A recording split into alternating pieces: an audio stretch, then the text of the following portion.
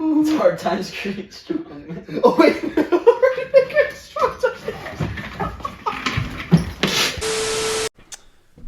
Welcome to the Gen Z Stoic Podcast, episode number 5, which is a Stoic how-to on navigating the ups and downs of your family situation and your family life. I'm your host, Ren. I'm your host, Mateo. And let's get right into today's topic, which I think is a good follow-up to our previous episode on friends. Agreed.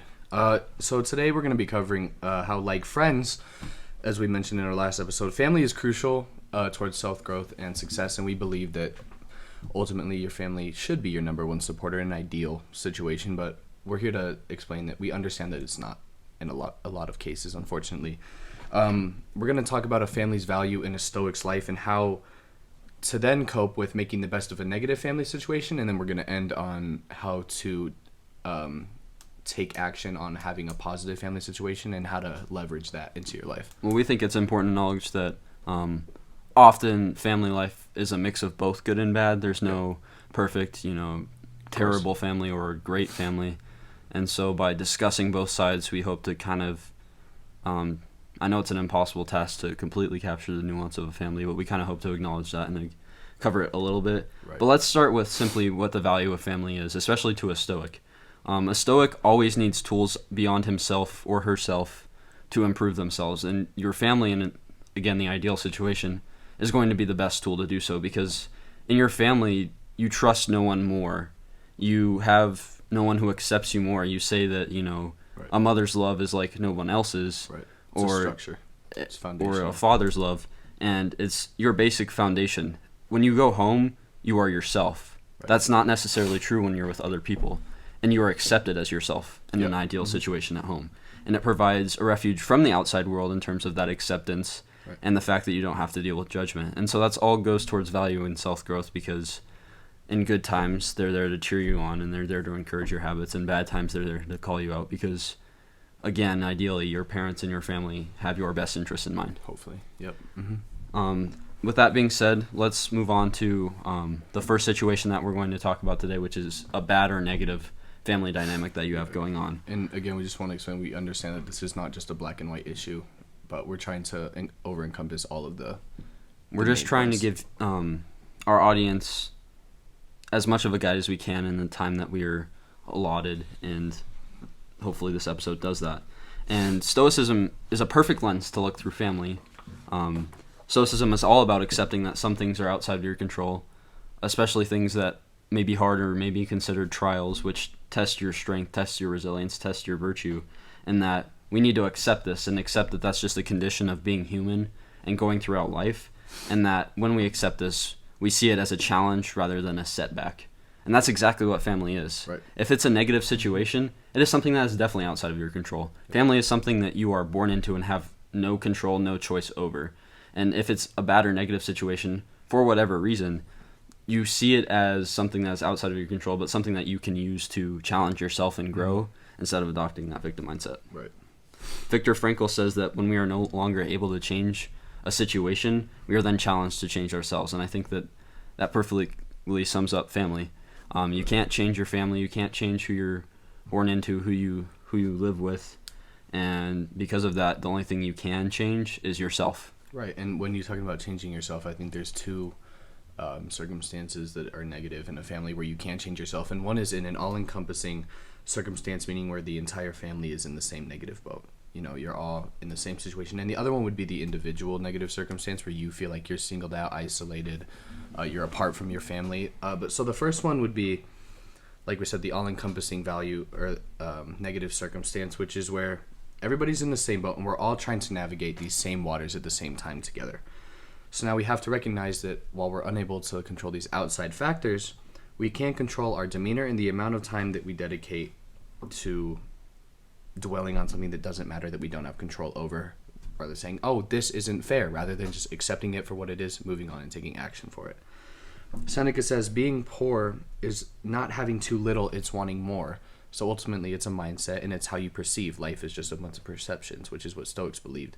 So if you perceive something as half full versus half empty, that could be the big change in how you act. Well, and especially because, in addition to that, we talk about in Stoicism how we don't place a priority on material goods, material things. Exactly. It's all about how you live. And I think that, we certainly aren't going to blame people for being in poverty or anything like that, but instead of looking at it as, they have more than me, or, comparing yourself to others, wanting those material things, think of it as, if you have the mentality, if you have the mindset that is better than others, if you are more resilient than others, if you live to the Stoic values and you're proud of yourself, think about how much better you feel about yourself in that situation than, if, Right. I had that car, but I'm still living with bad values or Right. bad morals. Mm-hmm.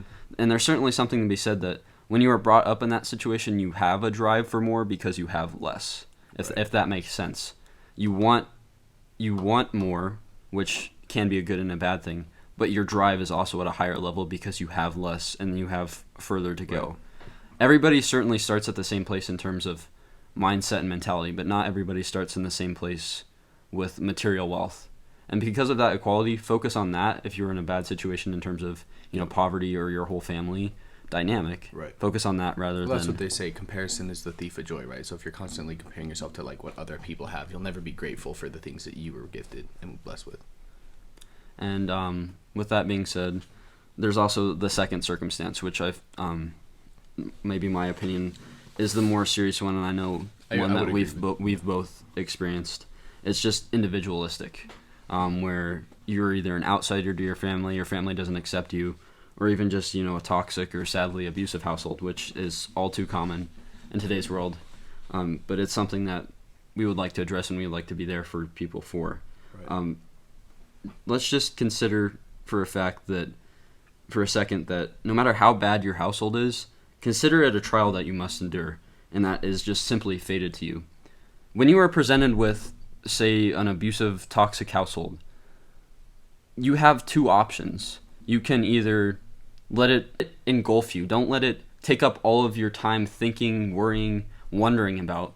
Instead, look at it as a trial that has simply, through a higher power, through some unfortunate thing that has occurred to you, is something that just has happened. And there's no changing that. It's outside of your control. So what do? Look at it as a trial. Look at it as a way for yourself to build towards virtue, to build towards reason, to build towards those Stoic values, and to ultimately teach you that no matter how hard things get, you can be resilient and you can get through them. And that by using everything that gets thrown at you to build yourself up, you're going to be stronger than many people who come against you. Obviously, with that being said, I feel like we have to say, and we do say, that if there's abuse in your household, definitely report it. We have, in America, we have great systems to report that now, and that's why we see high rates, is that people report it much higher than they did in the past. Mm-hmm. Report it and hold those people responsible, first and foremost. But in situations where it's either not abuse or, God forbid, that it's abuse that goes unreported, don't use it to fall apart, is what I'm saying. Don't use it as the excuse to completely abandon your values. Use it as the beacon that I can get through this. This is the toughest thing I have had to go through. Get through that, maintain your values, and you are more impressive than any other person that I would know. Right. I mean, that's all anybody can ask of you, is for you to do your best and stick to the things and your duties and fulfill them no matter how you feel. And we understand that although it is very, very difficult, Stoics believe that fate is fate. Unfortunately, you can't control fate. Everything has happened for a reason, and so these hard times that you're going through are going to lead to a bigger purpose in your future, and you have to believe that with every ounce in your heart in order to truly be able to get through hard times. And like you don't just have to simply take our word for it. There are shining examples of that. If you listen to Terry Crews, you listen to his story of how he grew up in Detroit. He grew up with a very Catholic mother. He grew up with an abusive father, and he got through that. He talked about how he wanted to kill his father because of what he did to his mother. And eventually he got to a point where that drove him to become the big, athletic, strong person that he is today. The person that we all know and who is famous. He didn't let that tear him apart. He let that drive him to do great things. And there are more and more examples of that all throughout time. And so just look towards those examples if you need help. And this is a very serious conversation. I'll just leave it with the quote from Seneca that says that hardships are not desirable, but the virtue that is learned from them is the most desirable of all things, enabling us to patiently endure hardships When you endure these things, find virtue, find reason, find Stoic values, and do not find the victim mentality that so many fall under, and you'll become infinitely successful, even though you were set up for failure from the beginning with your family. Right. But with that being said, let's move on to the fun segment, a fun little segue from that conversation. Good transition. Today, before we get into the fun segment, want to talk about the giveaway? Yeah, I would just like to announce, so we are doing a guest speaker spot giveaway. It's going to be given to the person who follows our Instagram, follows our TikTok, subscribes to our YouTube, and comments on our most recent video. This is something that we would like to do to engage with our audience more and have them engage with us so we can hear what they have to say. And we would like to offer, it will be randomly selected, a person to have a spot on our podcast and discuss issues with us. Yeah, there's no better feedback we can get than getting you here on the podcast. So please engage with us on all platforms. Let us know how we're doing. Give us constructive criticism. We welcome really everything, and we really appreciate the people who have done this so far. So thank you guys. And let's get to the actual topic of the fun segment, which is dream cars today. Dream cars. Well, you were telling me about yours a little earlier. So I have two, and one's new. Okay. So my I've made it purchase, that purchase I'm gonna make when ideally I'd be a millionaire, but it's gonna happen. But my I made it purchase is an Aston Martin DBS. Sure. Which I saw one of those in Huntington Beach. Yeah, they're good. Well, so one of our mutual friends was talking to me about when he went to Dubai, and he was showing me. Sure. Yeah. Oh, that's some of the. What's the second one? It's called a Rezvani. It's an Iranian brand, I believe. But basically, it's a tank. It's a Rezvani, Rezvani, Vengeance. They are $300,000. So it's like a Batmobile, but a tank. Yes. Wow. Bulletproof. The undercarriage is resistant to explosives. You will feel like Batman. You'll feel like Batman, Bane, together when you're driving in. Crazy. So ideally, I'd have both of those, but those are my dream cars. I'd like to hear. Well, I don't want a tank necessarily, but my dream ever since I was just a little kid. Yes, it's cliche, but I always wanted just a matte black Lamborghini Aventador, so badly. Fair enough. Just because since I was a little kid, I watched my favorite YouTubers growing up just have this car. Great. And I was like, I want to do that. And now I don't necessarily see it for what it is. It's just fulfilling the dreams that I've had since I was a kid. That's what the car represents, But it's pretty cliche, but I think that it'd be... There's nothing wrong. I wouldn't call it cliche. It's like a classic, and there's nothing wrong with a classic. I think you can't go wrong with a matte black anything in terms of cars. Matte black... Dude, black in general is just a beautiful color. Yeah. Even though it isn't colorful, per se. But it's beautiful. It goes with everything. It complements everything. And it's just if you get tinted windows, you get matte black, nobody knows how you're rolling. It's best feeling. It's like Batman. Yep. So, on that note, we are going to segue that into the goods and positives of a family situation and how to leverage those into your life. So first and foremost, love for one's family is a positive emotion that does not need to be controlled or maintained. So in Stoicism, we talk about how you have to control your emotions and know when to use them. Love is something that you should never have to suppress. Correct. When it comes to your family, because the problem in the world isn't that love is coming in all types of forms and that we don't understand how one could love another person in a certain way. The problem is that there isn't enough love. Mm-hmm. Hate has overcome love. And so if you are loving your family unconditionally, that is what's going to lead to a virtuous life. And I think that we were just talking about bad families. Families don't necessarily have to be who you're born with. They are who you choose. Right. And so whether it is your friends who make your family up because they may not be blood, but they have been there for you more than your real family, or it is your actual family. Showing love to your family is the greatest gift that you can have, because your family should be the greatest gift that you have. Right. And showing love is just showing appreciativeness to them and to the higher powers that have given you to them. But we would much rather as Stoics show love through actions instead of words. Actions mean 100 times more than words do. And that goes for anything. Actions over what you say all the time. And if you do little actions, it doesn't have to be huge displays of affection, just little actions that show that you are grateful, that you are appreciative over time, they add up, and you never have to even say the words I love you, even though you should. Right. Because your actions have stood up for you, and so you don't have to say that because everybody in your family feels that through the way you act towards them. Seneca says that if it were possible, I should prefer to show rather than speak my feelings to those who provide meaning. Your family provides, ideally, the most meaning to your life because they're the people who have raised you, the people you turn to when times are tough. And so reward them for how they have treated you by treating them constantly with your actions and words, but prioritize your actions, Right. treating them with respect, with love, and with just the utmost sense of gratefulness. Right. And inside of those relationships, it's also important to, after, you cultivate that sense of gratefulness, you also need to develop trust and loving relationships. This probably speaks more towards people who aren't blood, but you consider family. Like very close friends. Right. Right. Because family, if it is in a good and positive sense, like we're talking about under this kind of category, you already have that trust and love. It's just kind of built in the relationship from the start. Sure. But because of that, it's a group of people to always fall back on. It says that there's a famous saying that says it takes a village to raise a child. Right. And your family in those idealistic situations is that village. Well, and that goes back to what you were talking about, is Stoics don't do things alone. You need a foundational group of people behind you who are strong and support you to help you do these things, right? And when it comes, even in the most strong group of people, you have to understand that they will get on your nerves at some point, but you have to be very mindful and accepting of these minor mistakes and annoyances that your family may bring upon you, because ultimately, like we talked about in the previous episode about friends, they're going to have your best interest in mind. And so you have to give them more benefit of the doubt in this case, because being forgiving is also a great virtue in Stoicism. If you hold grudges, you're going to be weighed down by all these things that you resent towards people instead of letting them go and just allowing yourself to move on. Doesn't mean you forget, but it means you don't let it hold you back. Now, Marcus Aurelius says, never get into family fights over material things. Give them up willingly and your moral standing will increase in proportion.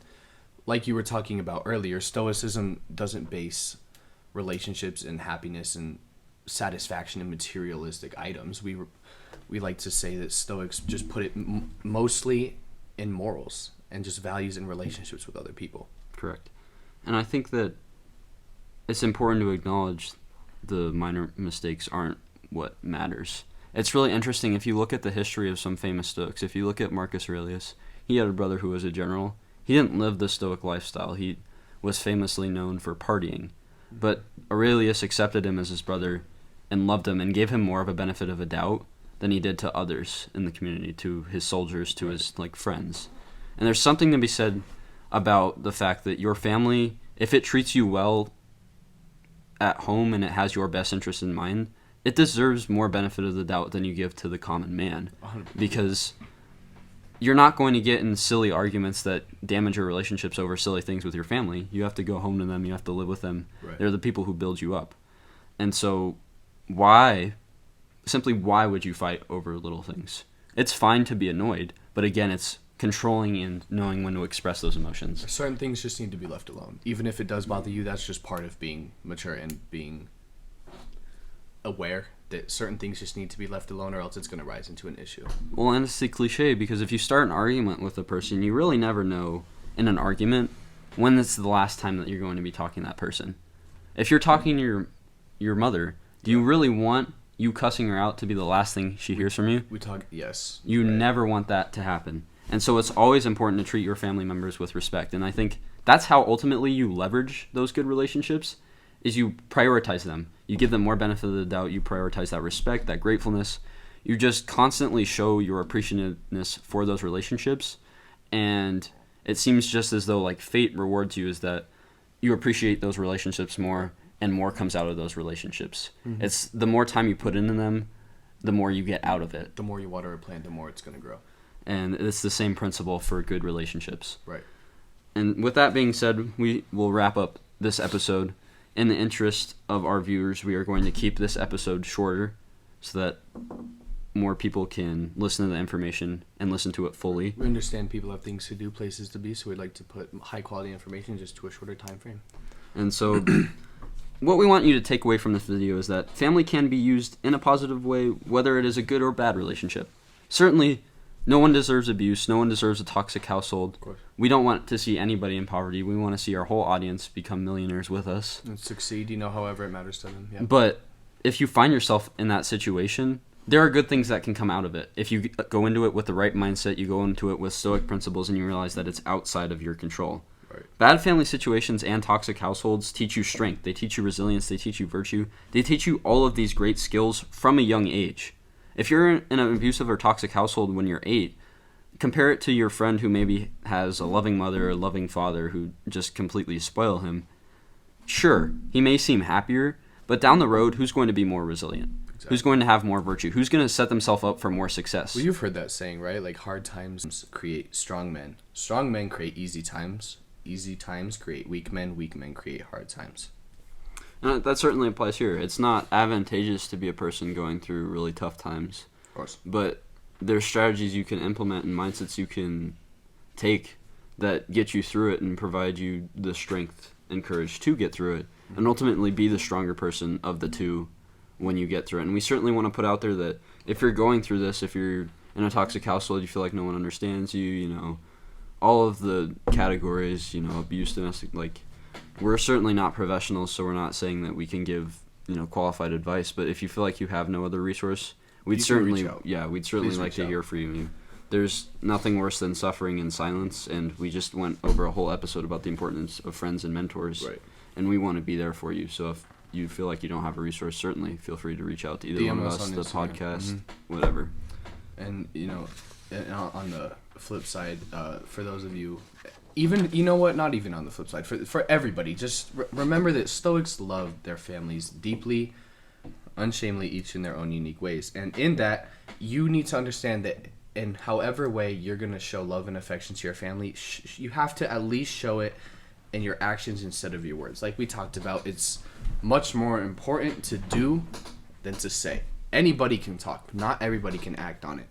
So give your family the benefit of the doubt for minor mistakes. Don't fight with them over little things. Love them unconditionally, and just be a good person in your family and contribute to what they need and how you can benefit them. Well, and just to add on to that, through your actions, we can't give advice on what actions to do. It has to come from you. It has to be genuine, right. Like all other things. You know your family the best, and so you know what is going to mean the most to them. Do those things. And if you don't, take time to find out what those meaningful things are and do them. Because your family is your rock, and it is important that you show them that by taking the time to do meaningful things and figuring out. So with that being said, we're going to close episode 5, a little short episode on families. Thank you for listening. And we're out. We'll see you next time.